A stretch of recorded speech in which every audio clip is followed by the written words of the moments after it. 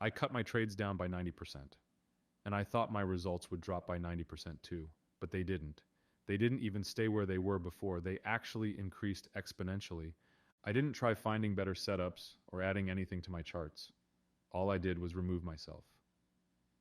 Now I know how that sounds because every trader believes the same thing. Watch the chart all day and get more experience.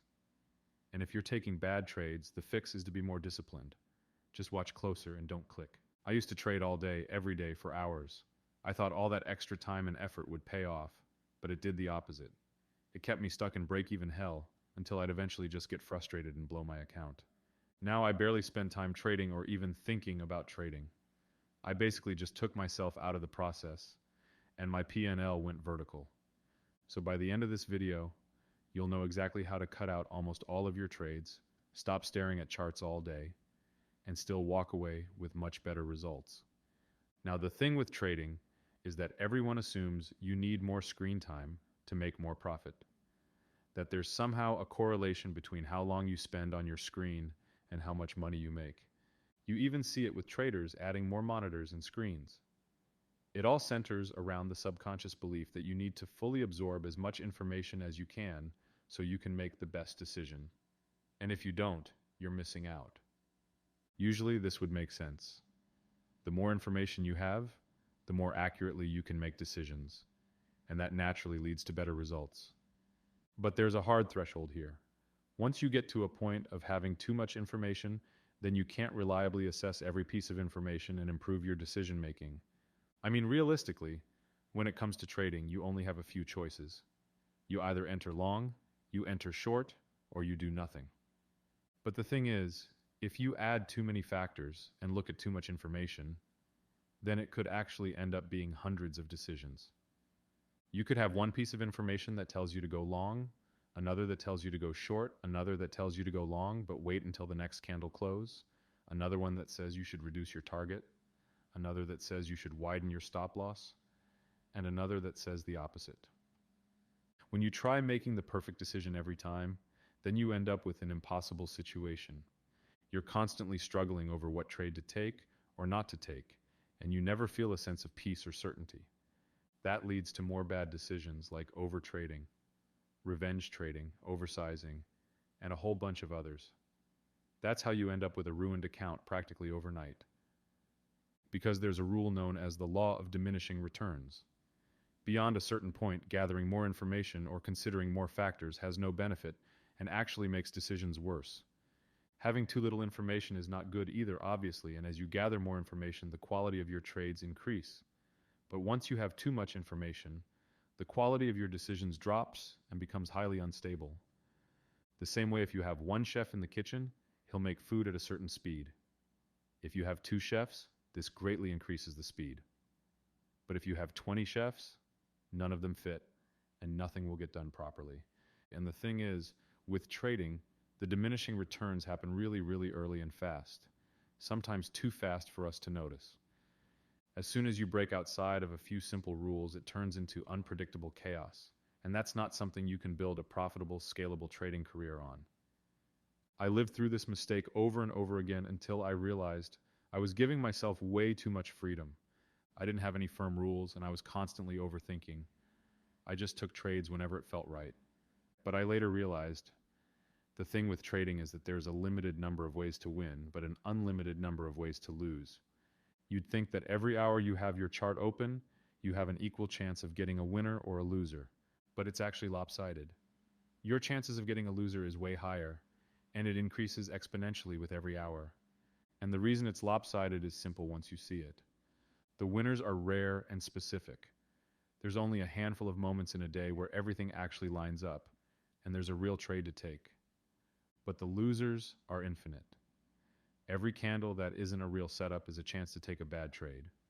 Every hour you're sitting there, price is printing something, and none of it has to mean anything for you to talk yourself into it. So think about what that means over time. The number of good trades in a day is basically fixed. It doesn't matter if you watch for 1 hour or 10. Those few real trades are going to happen when they happen, whether you're glued to the screen or not. But the number of bad trades you can take scales directly with how long you sit there. One more hour at the screen doesn't create one more winner. It just gives you one more hour to find a loser. That's the trap. Time doesn't add to your winners, it only adds to your losers. You're not improving your odds by watching longer. You're just widening the pool of ways to lose, while the ways to win stay exactly the same. Every extra hour tilts the math further against you. And this is the part that breaks people, because it feels like effort should pay off. It feels like the guy who grinds 10 hours should beat the guy who shows up for 20 minutes. In almost everything else in life, that's true, but trading punishes it. The grinder isn't finding more winners. He's getting the same few real trades everyone else gets. He's just spending 9 extra hours generating losers the other guy never even saw. So all that screen time you thought was your edge was actually the thing stacking the odds against you. The longer you watched, the more the deck tilted toward a loss. You were working harder just to lose faster, which is exactly why cutting my screen time down never hurt my results. I wasn't giving up any winners. Those were always going to be the same few trades. I was just no longer sitting there long enough to invent the losers. So if the winners are just a small fixed number of trades, the obvious question is, which ones? Out of everything the market does all day, where do we find the real trades? And the answer is that they live at supply and demand levels. Now, if you're newer, let me keep this simple. A supply and demand level is just a zone on the chart where big money already stepped in before with size. A place where a large amount of buying or selling happened. That leaves behind a pocket of liquidity. And price gets drawn back to those pockets over and over. Remember, the losers are infinite. Every candle in between is a chance to take a bad trade, but the levels aren't infinite. So instead of hundreds of things to react to, you're really only ever asking one question. Is the price going to move up to the next supply level or down to the next demand level? That's it. And this is the thing I couldn't see when I was grinding at the screen all day, when the price wasn't anywhere near a zone and I was just bored and clicking. So the few real trades I keep talking about aren't some mystery. They're just the trades that happen at your supply and demand levels. That's the 10%. Now, I'm not going to teach you how to find and draw these levels in this video. That's a whole topic on its own, and I've got a separate video that walks through exactly how I mark mine. I'll link it up here. But here's what most traders do once their levels are marked. They sit there and watch them all day, which drops you right back into the exact trap we started with. You've got your few good levels fine, but you're still staring at a live chart for hours, and everything in between those levels is still sitting there tempting you to click, so the levels on their own don't fix anything. What fixes it is how you set your chart up around them so you never have to sit and watch at all. Now, if you want help applying this process, that's exactly what I do inside the LCE Accelerator. It's where I walk you through the levels, the entries, the execution, the way I manage everything mechanically. And you get my eyes on your trading directly instead of figuring it out alone for years. If you're interested, there's a link below to apply. Now, when the market opens at 9:30, what most traders do is stare at it until something happens. But we're going to set alerts, so we only need to look at the chart when we absolutely have to. That's going to be the highest return possible in our law of diminishing returns. So now our only job is to wait until the price breaks out of a supply and demand level. Anything that happens in the middle is none of our concern, since all we're looking for is a breakout and a level-to-level move from one level to the other. The market can chop around or have super volatile action in the middle, or do nothing, but we wouldn't know that because we're not looking at our chart until our alert gets hit. So, when it comes to setting alerts, we want to set them near the edge of our level. That way we can ensure that the price has fully broken out of the level, and it's most likely to actually continue to the next level above if we're breaking upward, or the next level under if we're breaking downward. Now we can set our alerts and wait for the price to react. And as we see here, the price entered this level, but our alert did not get hit. We didn't move far enough into the level, and the breakout failed. We wouldn't even be aware of this yet because we haven't been notified of anything. But this is just to show that if you didn't wait for an alert, you would have been staring at the screen, and it would have been very easy to be tempted to enter here multiple times. And at this point, you could have either gotten chopped out or entered multiple times and racked up huge losses while the day is barely getting started. So staring at your screen here could have only been a net negative. There's no benefit.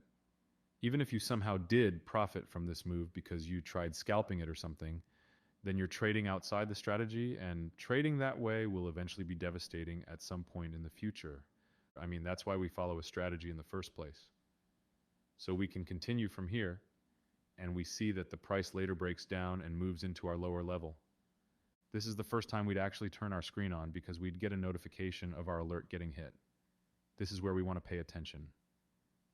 Now the price briefly dipped and hit our alert for a few seconds before immediately bouncing off. So by the time you'd see this alert, the price would have already bounced back.